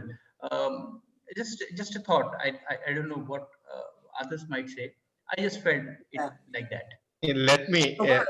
Yeah, I was also saying, Prabal, we had one presentation not presented this time, but that was precisely about digital alleviation model. Before the floods, you can say how much, so much water can lead to so much inundation, so much rainfall, so much inundation. After 10 minutes. Yeah. Hello? Yeah, ma'am, go ahead. So, but we thought that Dr. Kirit Parikh was author of that, so we did not include it. But a couple of things I just wanted to tell Dr. Qasba, that we also worked on Surat Municipal, it's also called SMC. And we did the study after the floods of schools and hospitals and what kind of difficulties they had. So schools, did they finish? I mean, could they actually start, and what were the problems, and whether the library was flooded, or whether, whenever there is a wall around the school, that those schools did better. So this type of information we got. Also in hospitals, the access to the hospital was totally flooded, so doctors could not come, and the patients were evacuated, some of them, but those who could not be, they were staying. So all these difficulties were we surveyed, and maybe we can still do that kind of survey post floods. And I'm fully with you on the encouraging words by the citizens, because as when people are struggling, and right now this is a time to discuss, because at this COVID time, people, doctors are working so hard, nurses are working so hard, and yet all they hear is criticism, and that can be very discouraging. And in fact, one should have some way of also involving citizens help during this time, some systematic way, and not a chaos, because sometimes if you involve citizens, it could be chaos also. So it could be all prepared before this kind of workforce, that so that it could be helped. Yeah, I think Kirit could explain the first one better, but these are the, so I congratulate you on the hard work you put in, and we hope that people do remember this, and to keep their mouth shut without knowing what they are going through. Yeah. In the Surat study we had done is to had, prepare a contour map of half a meter elevation difference, and then we projected simulated inflows in Tapi, and say how much water would really go into the Surat, and which part of the Surat area would be flooded, and what depth it would be flooded. And we found that there are lots of areas in Surat where if the 2006 flood is repeated, or water inflow is repeated, you would get something like 6 to 8 feet of water in these areas. And so there was really a clear guidance will be available that, these are the vulnerable areas. Don't build something, or build only on stilts, or these are the areas in which you should not really develop things.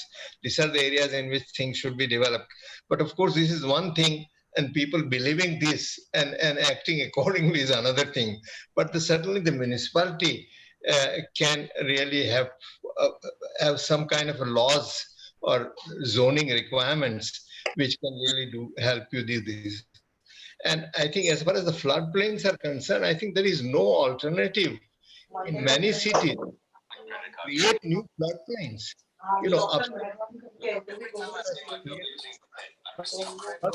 Or at least ponds or reservoirs where you can store the large quantity of water when the time comes. I want to hear from Professor Gosain whether these are feasibilities or not.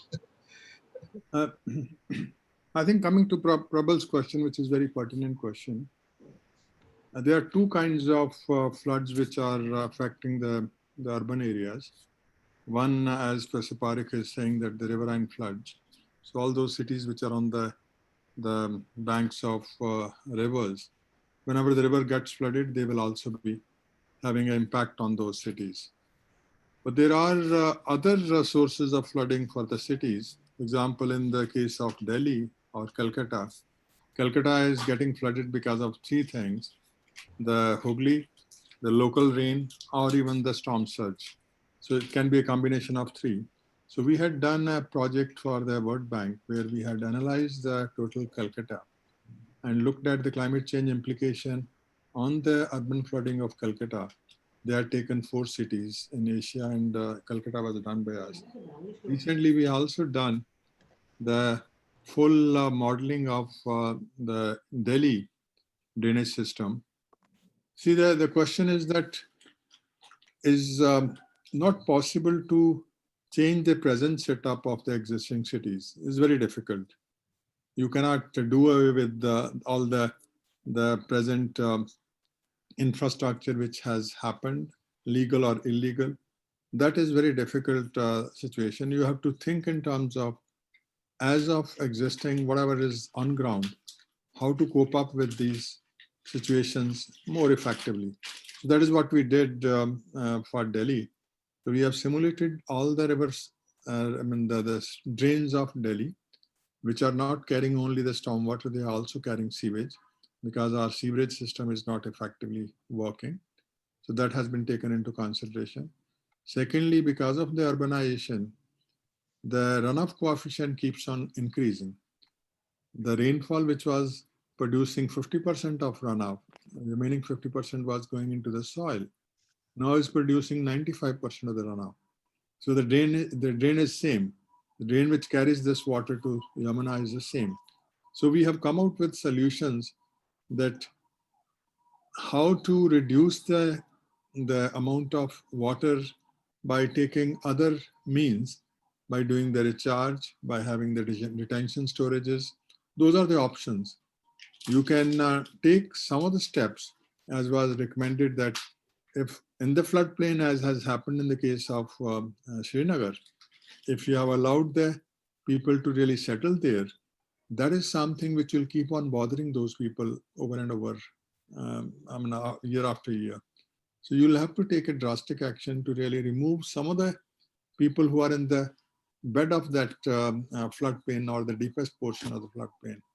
And that is what I was mentioning, that for all the rivers, if you can make the floodplain zones, declare them beforehand, because people who got settled in the case of Srinagar, many of them wouldn't have known that they'll be prone to the flooding. They might have bought the land and without knowing. So in most of the countries, the insurance companies, they use this data. When they insure your property, they look at what is the proneness of this area to the flooding. And that is what is called floodplain zoning. Most of the countries have their atlas. That is what I think we should make for our country, for the riverine flooding. But as far as the localized other cities which are getting flooded because of the local rain not getting drained properly, despite having the drainage system is not effectively working. So you have to scientifically look into the way we have done for Delhi, that what is the present catchment of each drain, how much water gets generated, how it is moving through the drain, whether the drain sizes are okay, whether they are being dumped with the solid waste and their carrying capacity is reduced. So all those things have to be taken care of simultaneously. So these problems have to be addressed in a systematic manner where the local communities have to participate. The science base has to be created. So for Delhi, we have created the total simulation models and given back to Delhi government. But the trouble is that the capacity of these departments is not good enough to really use these latest technologies. So there's another issue. Most of the local water bodies, local urban bodies, they're not having that kind of capacity to really absorb these technologies and use them effectively. So that is one area where you have to also work in a manner. Recently, I was a chairman of the technical committee of that the manual on the urban flooding, which was produced by the Ministry of Urban and Housing Affairs, and that was released last year. That is going to be the base of all this, and there we have recommended all these things, that how these things should be tackled more effectively. And I think the first thing is that the intent has to be there of the city. Then solutions can be found around where everybody has to contribute, but nothing is impossible. Everything can be handled if the intent is there. Thank you. Can just have a word? Just a passing reference, what Professor Gosain mentioned. I think there I find a huge convergence in integrating science and practice. And as far our cities are concerned, We know it that one cannot unsettle people now. I think if you look at the right side of the river Jhelum and left side of the river Jhelum, I think more people live on the left side, which was supposed to be the flood sponge. Now, what we have seen in Srinagar now people have developed resilience. And I have seen more in the private sector, in the homes than in the public institutions. Now, people in these flood-prone areas have retrofitted their houses. And we have most of the time, we have seen that people have a kitchen on the first floor or on the second floor. There's something what has happened. Then another thing is that now the people have joined hands. Now water support is now growing post 2014. I think small group of 10, 20 people are now keeping a water boat, because that was very important to take people out of those flooded areas. Another important factor I have seen that insurance was very important. Insurance, in fact, the first time we have seen Professor Kumar's judgment, which was a division bench judgment. I think we are making a chapter on the rebuilding of Srinagar. That's also one part of it. That's the legal aspects and the insurance. And that judgment has been upheld by Honorable Supreme Court of India. One thing has happened very well, that Honorable Chief Justice of India visited Srinagar. I briefed him. And once these insurance companies went into appeal to Delhi and he threw their file, he has said that first time you have to help Srinagar. People have been devastated. City has been destroyed. Now, I think because of that judgment, huge financial remunerations percolated down to the traders. And Srinagar was rebuilt in a big way. But I see under the umbrella of IRADe, we can collaborate with Dr. Gosain and can look at it from a perspective of blending his models and what has exactly happened, how we could improve it, especially forecasting of these disasters, especially the rainfall, cloudbursts. Professor Tyagi is also there to help us. And under the leadership of Dr. Kirti and Madam Kirti, we should put our heads together for a better India and for better cities. Thank you. Thank you, Dr. Qasba. There's a question for you, Dr. Qasba, in the question answer box, which says that by Gopal Kadikodi, between supply of drinking water, sanitation, health, immunization, and communication restoration, is there a prioritization while dealing with disasters such as floods? If you can answer it here, or you can answer the question. Because there was a time availability was a big constraint. I would say all the factors are quite important. First of all was communication, because that would give you an interface that where the problem is. I said at Shankaracharya, once you people visit Srinagar, I would take you to the location where Radio Kashmir Srinagar started operating along with Doordarshan. People were not able to communicate. Now, communication would be the first. Drinking water, because you can heat up water and drink. Use of chlorine tablets. And what else you mentioned, sir? Dr. Ghosh? Just a minute. I'll just read out for you. Communication, restoration, supply of drinking water, sanitation, health, immunization. That's it. I think all these have to go together. Yeah. Okay. Yeah. Thank you, Dr. Qasba. Professor Parikh, sir, you have a question for Professor Gosain. I thought there was some question maybe people didn't hear. No, this already been answered. Okay. And well, I have just one query. Yes. From Dr. Qasba. Just my curiosity. The expenditures, total expenditures made out to rebuild the after post flood. If you compare it with the total sewerage expenditure, because you had been their commissioner. So what is the comparison between these two? So I'm taking this question in regard to the Hyderabad, not Kashmir. So because no city is taking or changing the sewerage system as per the growing population and demand. And that's why they are not able to take the 2-3 days rain even, and it flooded. So I want to see that what are the rebuilding cost. Can we change the sewerage and make those cities to bear that flood possible? Dr. Tyagi, in fact, I had an opportunity of meeting Honorable Puri Sahab, our urban development minister at the union. And I have been quite often telling him that now you should consider these floodings, urban floods occurring so often, you should take it as a new normal. Unless and until you should build up infrastructure. Normally we build up infrastructure for the fair days. But I think infrastructure has to be built as for the flood days, because these are, again, it brings a lot of damage. Yeah. And costs are phenomenal. I don't have the figures right now. And I think at many places, even handling of the COVID, many scams have occurred. But it's very important to maintain a very transparent method of expenditure.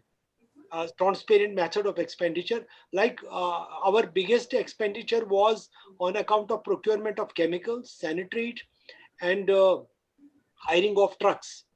Hiring of trucks, although there was a huge resistance and pressure also, I said no cash payment would take place. Money would go into your account. Truck driver said, we don't have an account. I said, I can wait, open up an account, and we will transfer the money.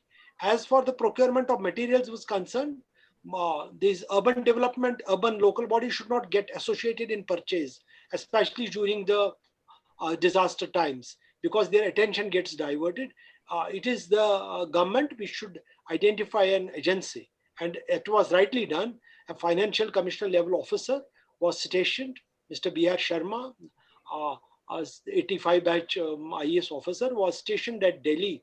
And he used to manage things, coordinate with various states in managing the equipment, chemicals, and other things. But the expenditure, as you rightly said, is very phenomenal, and we need to relook while laying out new infrastructure. Yeah. Old infrastructure needs augmentation, but new infrastructure has to be kept in view, where that you will have to take flooding as a new normal. And I have one suggestion to Dr. Prabal, being economist, and also request to Dr. Kirit Parikh. Are we as economist or planner of this India, this country, why we don't learn from the abroad? Why we are going with the old pattern of town planning and development? Why we are not going, what take it too much? This is just a policy decision.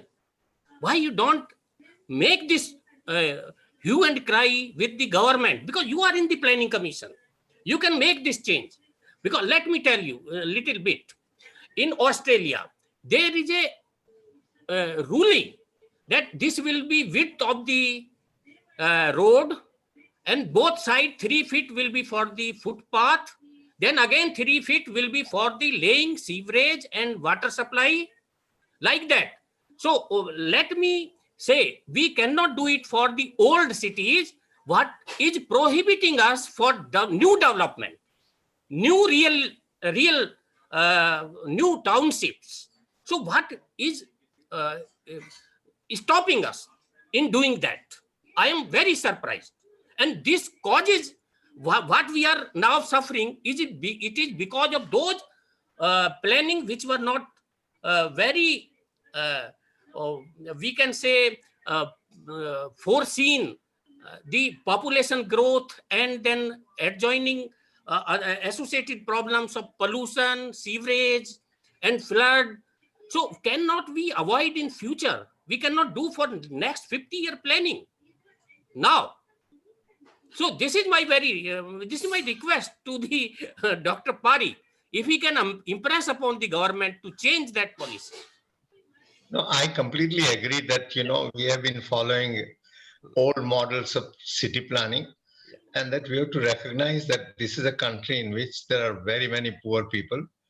There are lots of migrants come to cities, that they will find somewhere or other places to live. Today, some 50% of our population of our major cities live in slums. And in a sense, that was unavoidable. But we could have thought about different kind of strategies. And you know, something that some of us have been recommending for years is something called sites and services things. You don't try to build houses for the poor, you just give them a piece of land, provide them sewage and water connection, and say, do whatever you want. And within years, you will see that the whole the whole society will develop in an organic manner without government resources.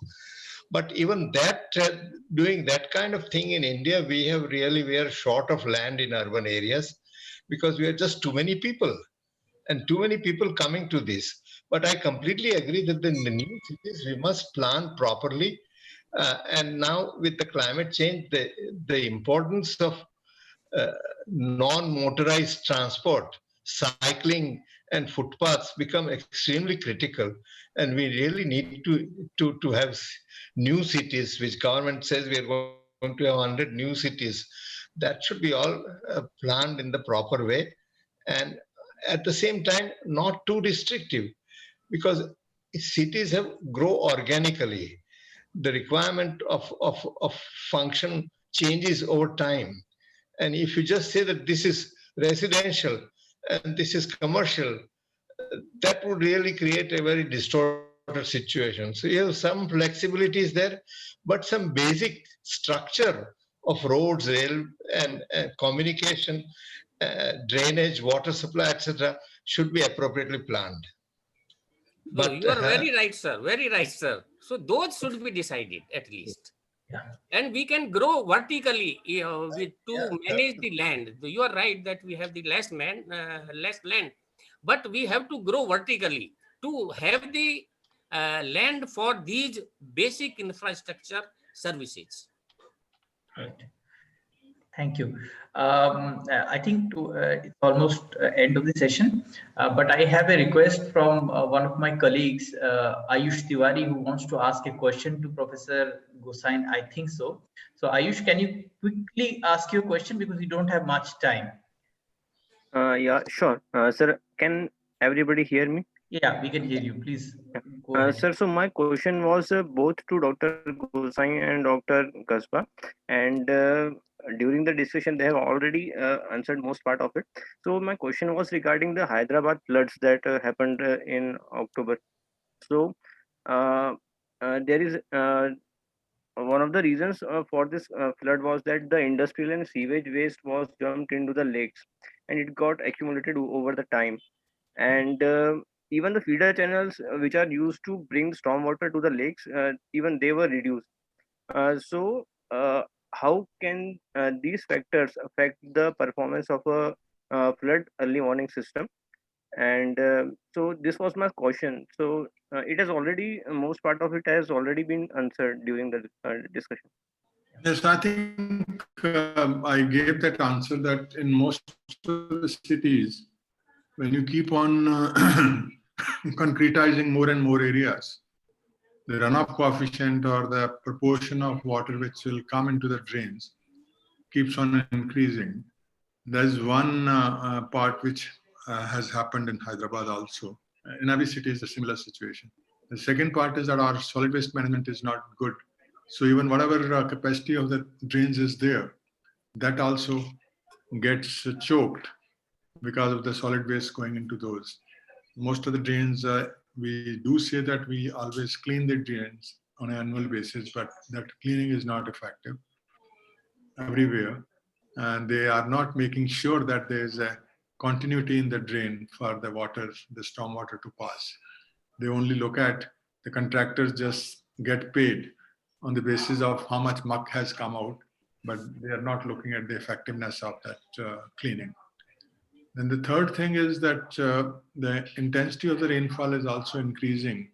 So some of the storms which we are now getting, they are more intense than the previous storms what they were experiencing.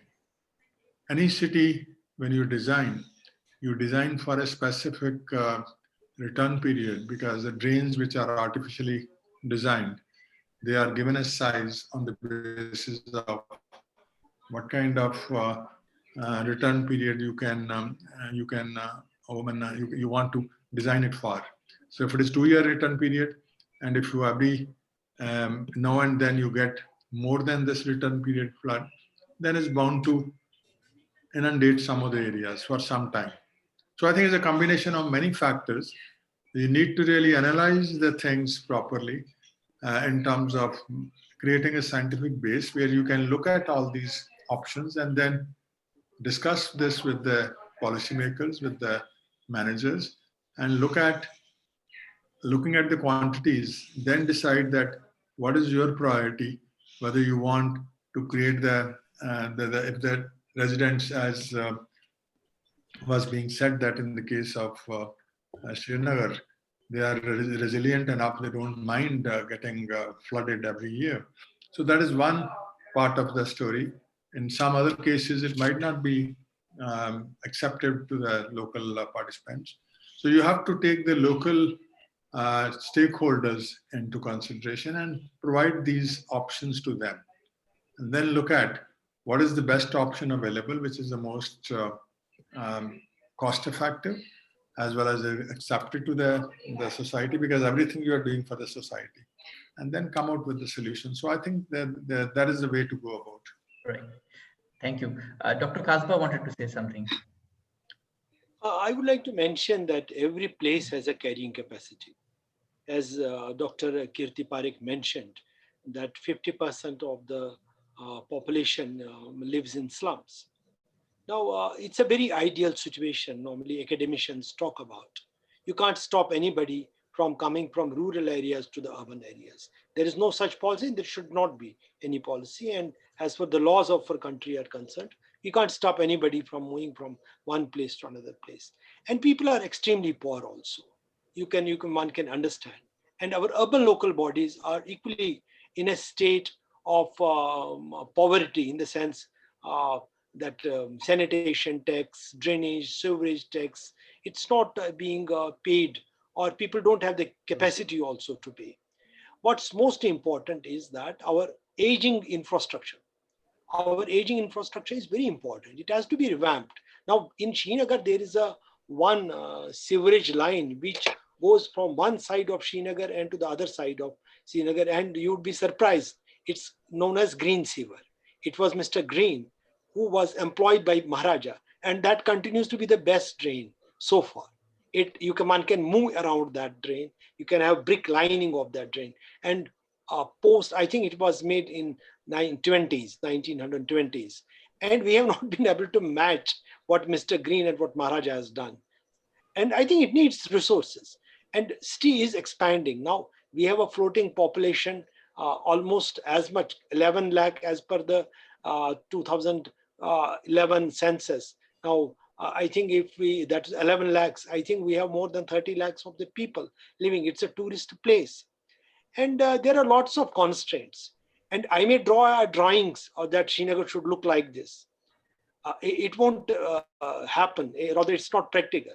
Now, as far as the resilience, Professor Gosain mentioned, there is no other alternative but to develop resilience, unless until you have a solution.